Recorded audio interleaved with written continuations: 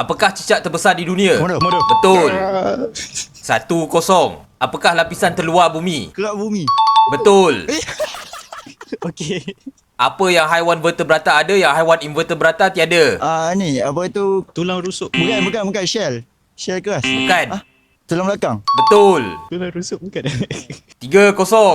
Alamak. Negeri Malaysia manakah yang pertama meletakkan had perkhidmatan bagi jawatan ketua kerajaannya? Johor. Bukan. Penang.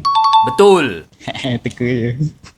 Namakan satu-satunya negara yang terletak di Asia dan Afrika. Yang salah satunya negara yang terletak di Pakistan. Bukan. India. Bukan. Negara Arab. Egypt. Betul. Apakah proses di mana cecair bertukar menjadi pepejal? Pemenjawapan. Bukan. Cecair apa berjalan? Alamak, cecair. Memeku. Pembekuan betul. Negara manakah yang dahulunya bernama Ceylon? Salon. Salon. Greece. Bukan. Salon pas. Bukan. Bagi hint. Pulau berhampiran dengan India. Pulau apa, boy? Jawapan dia Sri Lanka. Sri Lanka. Oh, Sri Lanka.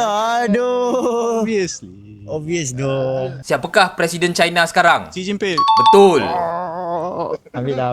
Agama Buddha berasal dari negara masa kini apa? Oh, Nepal. Betul. Apakah huruf pertama dalam abjad Yunani? Huruf I. pertama. I. Bukan. Mula dengan huruf A. Mula dengan E. Alpha. Betul. Ui, sorry doh. It's okay doh. 5-4. Eh.